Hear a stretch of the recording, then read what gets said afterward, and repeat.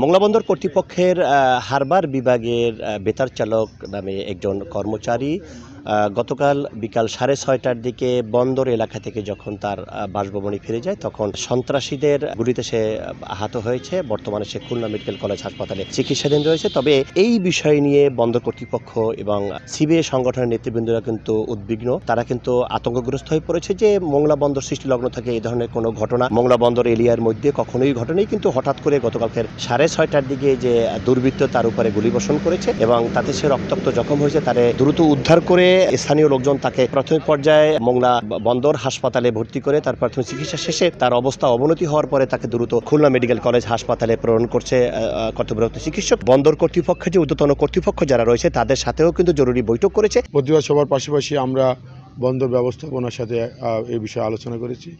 আমরা বলেছি যে দ্রুত সময়ের ভিতরে যারা প্রকৃত দোষী তাদের বিরুদ্ধে ব্যবস্থা নেওয়ার জন্য। 50 সাল থেকে এ পর্যন্ত মোংলা বন্দরে যারা আমাদের সিনিয়র বড় ভাইরা ছিলেন বা এখনও যারা সিনিয়র আছেন, আমাদের মাঝে তো এই ধরনের কোনো অতীত ঘটনার কোনো রেকর্ড নেই।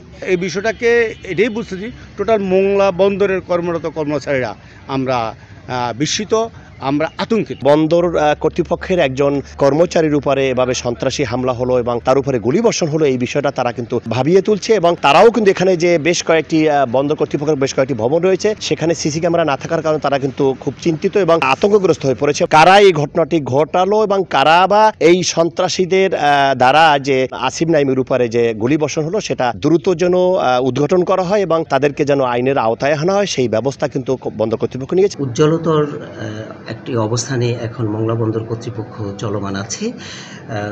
গতকাল বিকেলে অনাকাঙ্ক্ষিতভাবে এবং অনভিপ্রেতভাবে একটি গুলির বিষয় ঘটেছে, যাতে আমাদের একজন কর্মচারী তিনি আহত হয়েছেন। আইনগতভাবে অথবা বন্দরের পক্ষ থেকে যতটুকু কার্যক্রম করা দরকার আমরা সে ব্যবস্থা নিয়েছি এবং এই আগামী দিনে এর জন্য যে কার্যক্রমগুলো গ্রহণ করা প্রয়োজন তাও বন্দর কর্তৃপক্ষ সঠিকভাবে পরিচালনা করবে।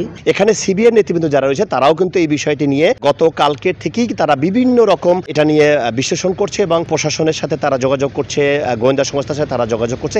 এছাড়া বন্দর কর্তৃপক্ষের ঊর্ধ্বতন কর্তৃপক্ষের সাথে তারা কিন্তু বারবার বৈঠক করেছে। এছাড়া আজকে সকাল 10টায় তারা কিন্তু এই সিবিআই ভবনের সামনে তারা প্রতিবাদ সভা করেছে, যাতে দ্রুত আসিফ নাইমের উপরে যারা এই সন্ত্রাসী হামলা করেছে এবং যারা তাকে তার উপরে গুলিবর্ষণ করে তারা যেন তদন্ত করে দ্রুত তাকে গ্রেপ্তার করা হয় এবং আইনের আওতায় আনা হয়, সেই ব্যবস্থার জন্য কিন্তু তারা সে ব্যাপারে বন্দর কর্তৃপক্ষের সাথে চেয়ারম্যান সহ ঊর্ধ্বতন কর্তৃপক্ষের সাথে তারা বৈঠক করেছে। কর্মচারীর উপরে এই গুলিবর্ষণের ঘটনা ঘটল, তবে এই পুরো মোংলা এলাকাকে সিসি ক্যামেরার আওতায় আনার জন্য তারা কিন্তু বন্দর কর্তৃপক্ষ ঊর্ধ্বতন কর্তৃপক্ষের কাছে তারা দাবি জানিয়েছে। এছাড়াও যে এখানে তারা যে প্রতিবাদ সভা করেছে এটা নিয়েও কিন্তু বন্দর কর্তৃপক্ষের ঊর্ধ্বতন কর্তৃপক্ষ তারা বিশ্লেষণ করছে যে অফিস চলাকালীন সময় তারা এখানে যে প্রতিবাদ সভাটি করেছে দ্রুত যেন এই সন্ত্রাসী গ্রেপ্তার হয় এবং আইনের আওতায় আনতে পারে, সেজন্য কিন্তু বন্দর কর্তৃপক্ষ সহ সিবিআই নেতৃবৃন্দরা তারা কিন্তু বিভিন্নভাবে তারা আলোচনা সভা সমাবেশ করে যাচ্ছে।